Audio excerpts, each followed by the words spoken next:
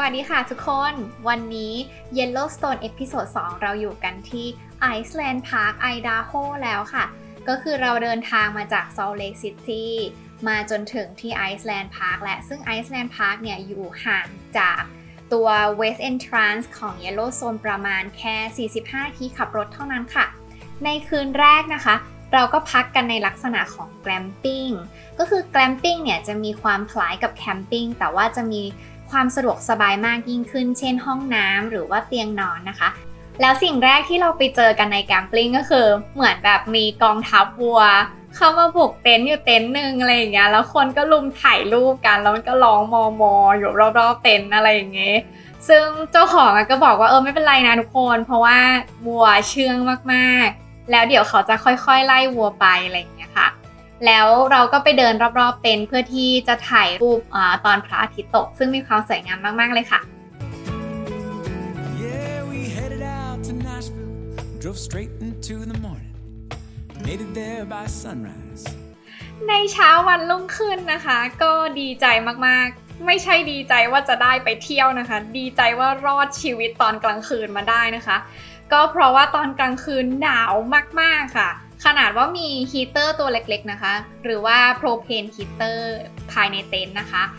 แล้วก็ใส่ถุงนอนก็แล้วใส่ขนเป็ดก็แล้วใส่หมวกไหมพรมก็แล้วก็ยังเอาไม่อยู่นะคะก็คือยังต้องห่มผ้าห่มแล้วก็ทรมานนิดหน่อยตอนกลางคืนนะคะแต่ก็ถือว่าเป็นประสบการณ์ที่ดีค่ะ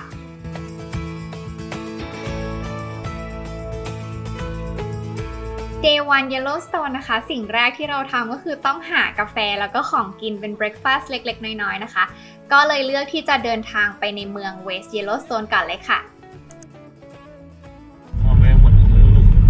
ไปเร็วนี่ไปตัวสุดท้ายไปเร็วชนนี้หนึ่ง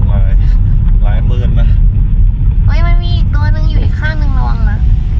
ตอนนั้นมันคันหัวนี่คืออันนี้อุ้ยมันข้ามจริงด้วย Good decision สวัสดีWatch the buildings glowing. No one ever told us you gotta work for all this fun. It's got its ups, it's got its downs. When you're on the road,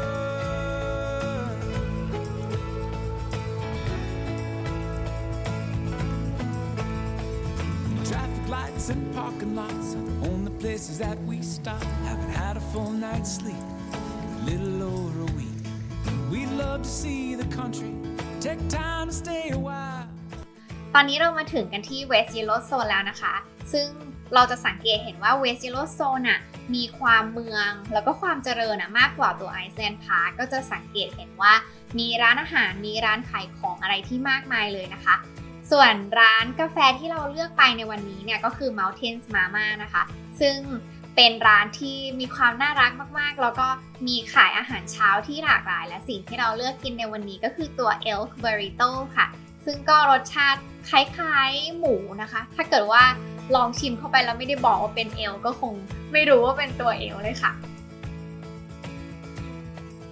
หลังจากได้พลังคาเฟอีนไปแล้วนะคะเราก็เริ่มเดินทางเข้าไปใน Yellowstone กันเลยค่ะในการซื้อตั๋วเข้า Yellowstone National Park นะคะสำหรับบุคคลทั่วไปเนี่ยก็จะมีอยู่3แบบหลักๆนะคะแบบแรกก็คือตัว Standard Entrance Pass นะคะสิ่งนี้จะใช้เข้าได้ทั้งหมด7วันติดต่อกันนะคะหรือว่าถ้าคิดว่าใน1ปีจะเข้ามากกว่านั้นก็สามารถซื้อเป็นตัว Annual Pass ก็ได้นะคะหรือว่าสำหรับเราที่ตอนที่ไปเนี่ยได้ซื้อเป็นแบบ Interagency Pass นะคะซึ่งก็คือเป็น Pass ที่สามารถเข้า National Park อื่นๆได้ด้วยไม่ใช่เพียงแต่ตัว Yellowstone ค่ะแล้วก็การซื้อตั๋วไม่จำเป็นต้องซื้อผ่านทางออนไลน์เท่านั้นนะคะสามารถไปซื้อในประตูทางเข้าอันใดอันหนึ่งของ Yellowstone ก็คือสามารถซื้อแล้วก็เข้าไปได้เหมือนกันค่ะหลังจากที่เราผ่านทาง West Entrance เข้าไปแล้วนะคะเราจะเข้าไปสู่ Wyoming ค่ะแล้วตลอดเส้นทางเนี้ยก็จะมี Madison River อยู่ทางข้างทางที่ก็มีความสวยงามมากๆหลังจากที่เราขับไปสักพักเนี่ยแผนแรกคือตั้งใจว่าจะเข้าไปด้านในของ Grand Loop ก่อนเลยนะคะเพียงแต่ว่าระหว่างทางเราก็จะสังเกตเห็นว่ามีคนจอดรถไปเรื่อยๆซึ่งทุกครั้งที่มีการจอดรถเกิดขึ้นแสดงว่า มีสัตว์ป่าอยู่ตรงนั้นค่ะซึ่งก็ไม่รอช้าที่จะจอดรถด้วยเช่นกันแล้วก็ลงไปดูไบซันที่แรก ครั้งแรกใน Yellowstone เลยค่ะ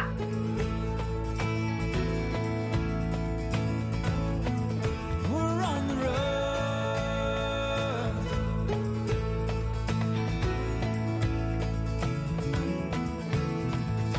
Lights come up. People chant. ในที่สุดก็มาถึง Old Faith's Pool ค่ะ ซึ่งเป็นแอเรียที่มีนักท่องเที่ยวเยอะมากๆนะคะ แล้วก็มีตัว Visitor Center ด้วยเช่นกัน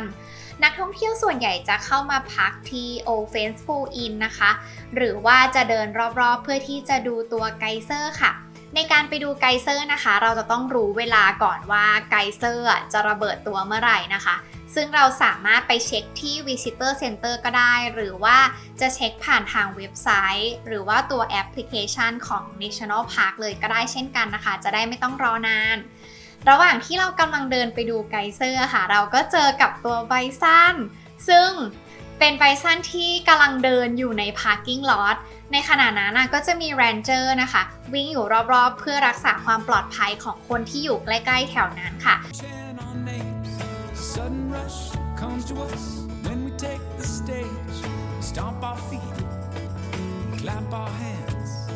Gotta get the rhythm going. หลังจากที่ผ่านตัวไบซันมาแล้วเราก็เดินเลยไปอีกนิดนึงแล้วก็ไปนั่งรอชม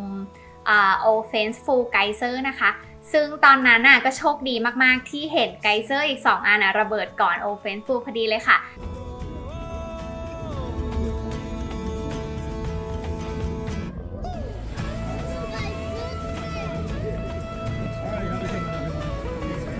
Thank you Thank you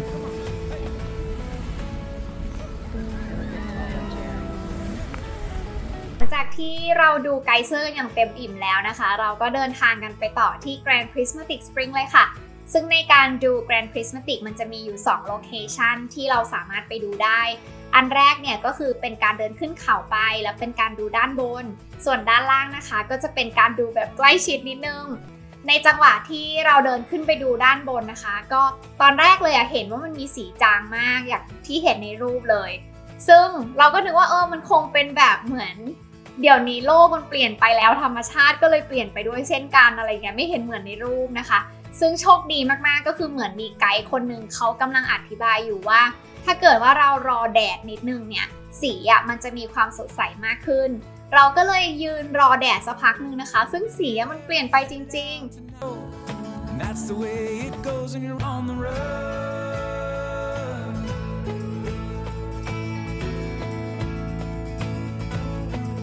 We're on the road. หลังจากนั้นเราก็ลงมาด้านล่างแล้วเราก็